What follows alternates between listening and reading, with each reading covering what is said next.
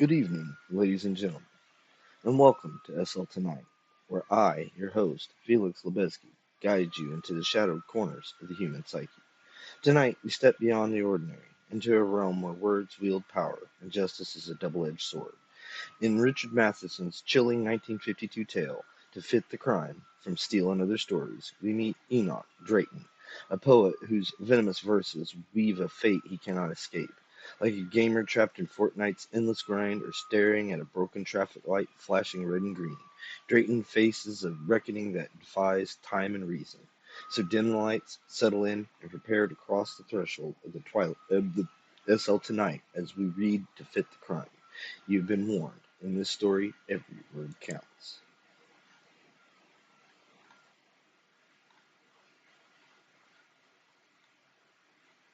I've been murdered, cried ancient Iverson Lord, brutally, foully murdered. There, there, his wife said. Now, his doctor. Garbage, murmured his son. I soon expect sympathy from mushrooms, snarled the decaying poet. From cabbages. From kings, his son. The parchment face flinted momentarily, then sagged into meditative creases. Aye, they will miss me, he sighed. The king of languages, emperors of the tongue. He closed his eyes. The lords of splendor assemble, then ye shall know what I have passed. The moldering scholar lay propped on a cloud bank of pillows. A peak of a silken dressing gown erupted his turkey throat and head. His head was large, an eroded football with lace holes for eyes and a snapping gash of a mouth. He looked over them all, his wife, his daughter, his son, and his doctor. His beady, suspicious eyes played about the room. He glared at the walls. Assassins, he grumbled. The doctor reached for his wrist. Avant! Snapped the hunched-over semanticist, clawing out. Take off your clumsy fingers. He threw an irid glance at the physician. White-collared witch doctors, he accused, who take the Hippocratic oath and mash it into common vaudeville. Iverson, your wrist, said the doctor. Who knuckle tap our chests and sound our hearts, yet have no more conception of our ills than plumbers have of stars or pigs of paradise. Your wrist, Iverson, the doctor said. Iverson Lord was near 90. His limbs were glass-like and brittle. His blood ran slow. His heartbeat was a largo drum. Only his brain hung clear and unaffected. A last soldier defending the fort against senility. I refuse to die, he announced as if someone had suggested it. His face darkened. I will not let bleak nature dim my light nor strip the jewel of my being for my fingers. There, said his wife. There, rasped the poet, false teeth clicking in an outrage. What betrayal is this? That I, who shape my words and breathe into their forms the breath of might, should be fettered to this cliche-ridden imbecile. Mrs. Lord submitted her delicate presence to the abuse of her husband.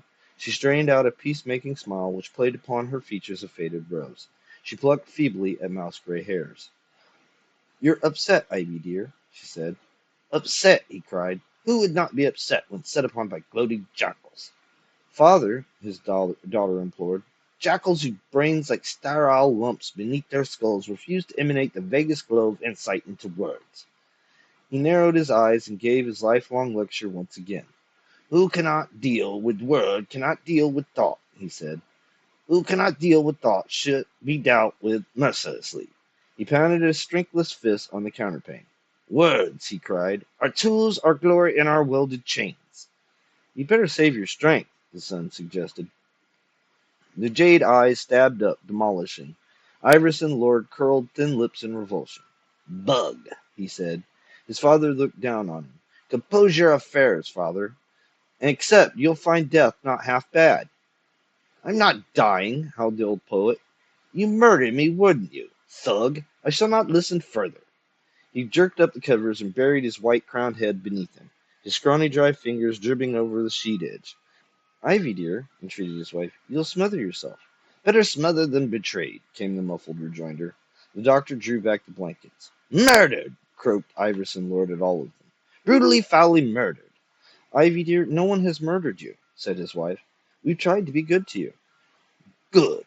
He grew apoplectic. Mute good. Groveling good. Insignificant good. Ah, that I should have created the barren flesh about this bed of pain. Father, don't. begged his daughter. Iverson Lord looked upon her. A look of stage indulgence flickered on his face. "So, Eunice, my bespectacled owl," he said, "I suppose you're as eager as the rest to view your sire in the act of perishing." "Father, don't talk that way," said myopic Eunice. "What way, Eunice? My tooth-ridden gobbler, my erupted Venus, illiterate English. Yes, perhaps that does put rather a strain on your embalmed faculties." Eunice blinked. She accepted. "What will you do, child?" inquired Iverson Lord, "when I am taken from you? Who will speak to you? Indeed, who will even look?" The old eyes glittered a coup de grace. "Let there be no equivocation, my dear," he said gently. "You are ugly in the extreme." "Ivy, dear," pleaded Mrs. Lord. "Leave her alone," said Alfred Lord. "Must you destroy everything before you leave?" Iverson raised a hackle. "You," he intoned, darting a fanged glance, "mental vandal, desecrator of the mind, defacing your birthright in the name of business, pouring your honored blood into the sewers of commerciality." His stale breath fluttered harshly. "Groveler before checkbooks," he sneered, "scraper before bank accounts." His voice strained into grating falsetto. "No, madam, assuredly, madam, I kiss with reverent lips your fat, unwholesome mind, madam." Alfred Lord smiled now, content to let the barrages of his father fall upon himself. "Let me remind you," he said, "of the importance of the profit system."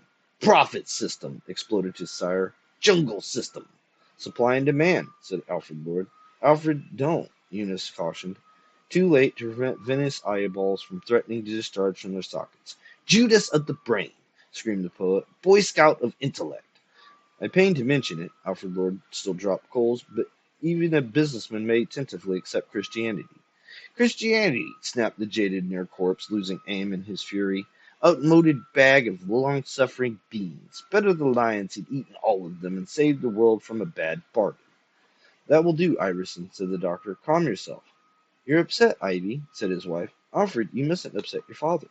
Iverson Lord's dulling eyes flicked upon final lashes of scorn at his 50-year whipping post. "My wife's capacity for intelligible discourse," he said, "is about that of primordial gelatin." He patted her bowed head with a smile. "My dear," he said, "you are nothing. You are absolutely nothing."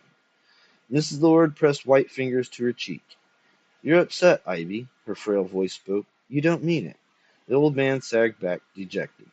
"This is my penitence," he said, "to live with this woman who knows so little words she cannot tell insult from praise." The doctor beckoned to the poet's family. They moved from the bed towards the fireplace. "That's right," moaned the rotting scholar. "To desert me. Leave me to the rats." "No rats," said the doctor. As the three lords moved across the thick rug, they heard the old man's voice. "You've been my doctor 20 years," it said. "Your brain is varicosed. I am to perish," it bemoaned. "Sans pity, sans hope, sans all. Words," it bemused. "Build me a sepulchre of words, and I shall rise again." And domineered, "This is my legacy to all semantic drudges, irreverence, intolerance, and generation of unbridled dismay." The three survivors stood before the crackling flames. "He's disappointed," said the son. "He expected to live forever." "He will live forever," Eunice emoted. "He's a great man." "He's a little man," said Alfred Lord, who was trying to get even with nature for reducing his excellence to usual dust. "Alfred," said his mother, "your father is old, and he's afraid." "Afraid? Perhaps. Great? No. Every spoken cruelty, every deception of selfishness has reduced his greatness. Right now, he's just an old dying crank." And then he heard Iverson Lord. "Sweep her away," howled the sinking poet. "Whip her away with 9 tails of eternal life." The doctor was trying to capture the flailing wrist. They all moved hastily for the bed. "Arrest her," yelled Iverson Lord. "Let her not embrace me as her lover. Avaunt, black foul-faced strumpet." He took a sock at her. "Avaunt, I say." The old man collapsed back on his pillow. His breath escaped like a faltering steam. His lips formed soundless, never-to-be-known contours. His gaze fused to the ceiling. His eyes twitched out one last palsied gesture of defiance. Then he stared at the ceiling until the doctor reached out adjusting fingers. "It's done," the doctor said. Miss Lord gasped. "No," she said. She could not believe. Eunice did not weep. "He's with the angels now," she said. "Let justice be done," said the son of dead Iverson Lord.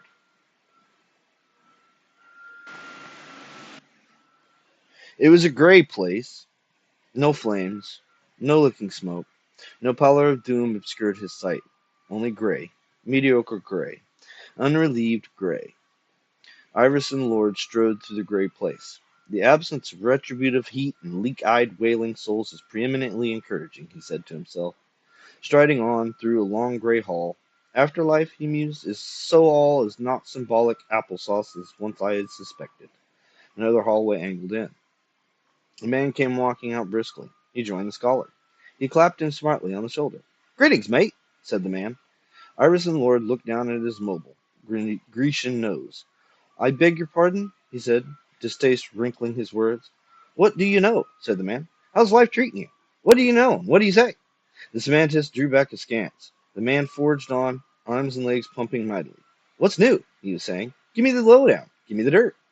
Two side halls, a man buzzing into one gray length. Another man appeared. He walked beside Iverson Lord. The poet looked at him narrowly. The man smiled broadly. "Nice day, isn't it?" he said. "What place is this?" asked Iverson Lord. "Nice weather we've been having," said the man. "I ask, what place is this?" "Looks like it might turn out nice," said the man. "Craven!" snapped Iverson Lord, stopping in his tracks. "Answer me!" The man said, "Everybody complains about the weather, but nobody—" "Silence!" The semantics watched the man turn into the side hallway. He shook his head. "Grotesque mummery," he said.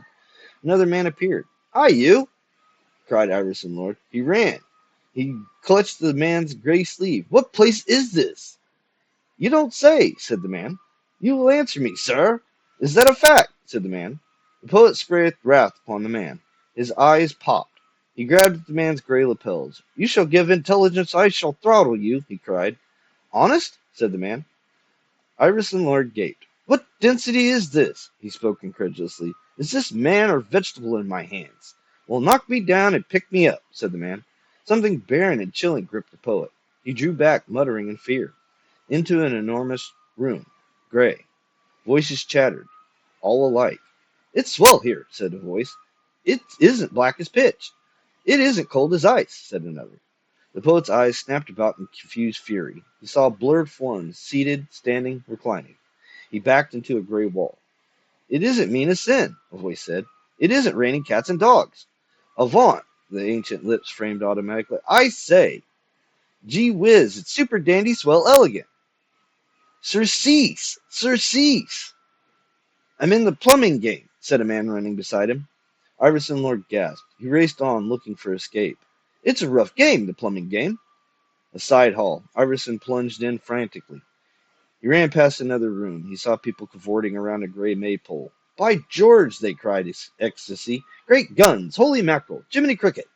The scholar clapped gaunt hands over his ears. He hurled himself on, driven. Now as he ran, there started in his ears a murmuring, a chorus. "A stitch in time saves nine. A time and tide wait for no man." They chanted, "Early to bed, early to rise. Too many cooks spoil the broth." Iverson Lord cried out, "God's a molded symbol! Pity!" The chorus, "Hallelujah! Oh boy!" they sang. "Wow! Gee whiz! Hot stuff!" Their voices swelled into a mighty Lando Gushin. "Ah!" howled the poet. He flung himself against the gray wall and clung there while the voices surrounded like a melodic fog. "Oh my God!" he rasped. This is unmitigated hell." "You said it!" Paean, the chorus of thousands. "Ain't it the truth? Oh well, you can't live forever, that's the way it goes. Here today, gone tomorrow, that's life." In a four-part hum. And so, we leave the haunting world of To Fit a Crime, where Richard Matheson reminds us that justice can be as poetic as it is merciless. Enoch Drayton's fate lingers like the echo of a gang-ground stage or the memory of a friend playing Zombies Ate My Neighbors. This is Felix Lebeski, your host of SL Tonight, signing off with a question.